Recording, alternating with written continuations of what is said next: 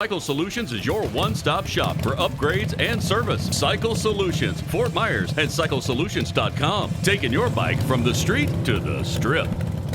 Hi, this is Chris Waddell from Cycle Solutions. Got our 2021 Road King sitting here. Got a brand spanking new Thundermax auto tune, serial number 1 on it. Nice, clean installation. The bike already had a D&D billet cat big bore exhaust on it, and it had Harley's stage 1 breather. So what I'm going to do is I'm going to put a map in this.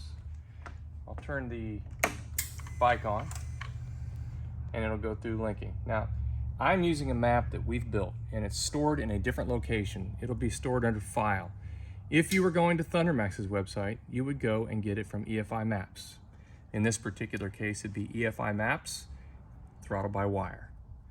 This is going to want you to register the bike for your warranty. I'm not going to. As an end user, you need to. So, in my case, for this bike, File, Open. This is a 114-inch motor, and it has a D&D billet cat, otherwise OEM, for a little while. So I'm going to highlight it. I'm going to open it. And asked if I want to reload it. I will in this case, because it's already loaded. We have that map here.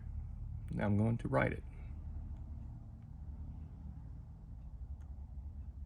This is a library. You can store multiple maps. In this case, we're not going to.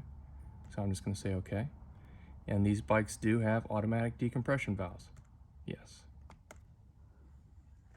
It's going to load the map. While it's doing that, I'll point out on the front here, we've installed Thundermax's fan. It is a heck of a nice little part.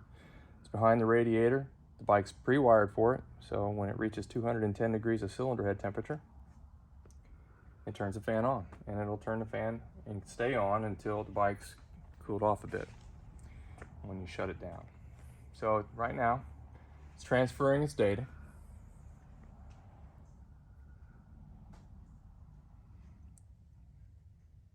And we'll go through some settings as soon as it's done.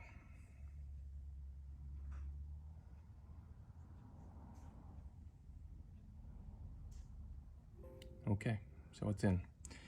So in this particular case, this particular bike, I'll set the rev limit at 6,200.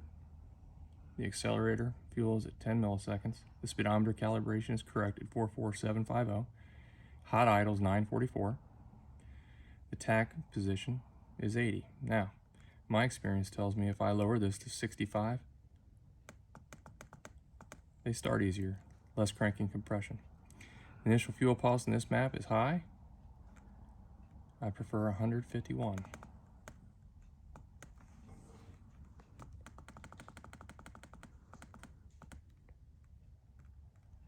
Cranking fuel fine, decel fuel cut. This helps them not talk on the way down as you decelerate. Turn it to 0 and they make a bit more noise. Auto tune high temperature. I'm going to close this down. I'm going to reach up to configure, go down to force auto tune temperature. I'm going to say OK. I'm going to go back to basic settings. And that did not work. We'll do that one more time. There was no checkbox. It was already checked. I apologize. Basic settings. Click on it. Set it for 350. This is for the oil-cooled bikes. No need to do this for anything water-cooled. Compression releases are active. We're good. You can also look at, under configuration, the closed loop module settings. If the installation's good, no exhaust leaks or anything like that, you can set them at 10. The default is 5. Module service data, it's going to ask you for the VIN number when you initially put it in there. It's already in here and it's correct, and then you have a boatload of possible diagnostic codes to look at. Page after page after page. It's a great tool. You can clear them. We'll close it. We'll go to monitor. All right, so we're ready to start the bike. We're linked, monitoring.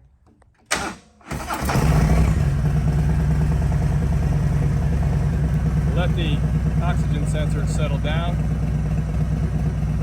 We'll bring up a live reading shortly. There we go.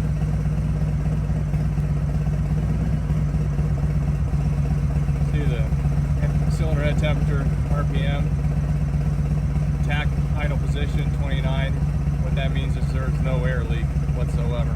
So,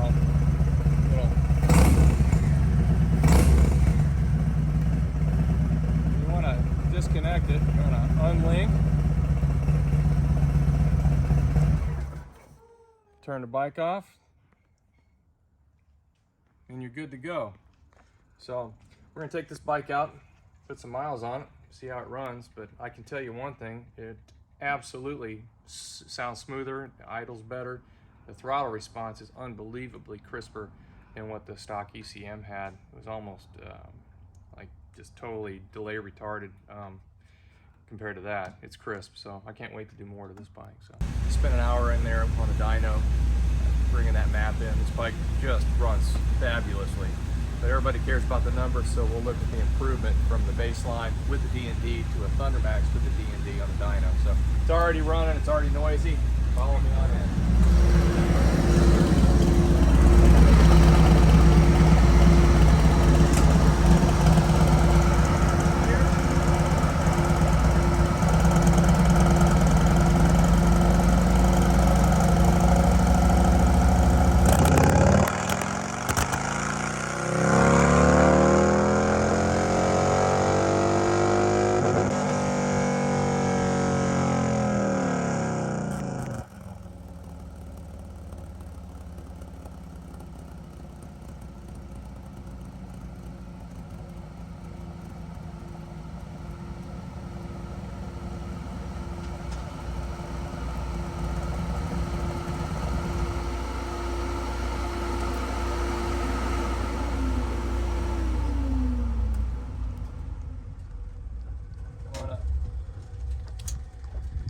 So it was 83, 111 before stock, and now it's 90, 113, 8.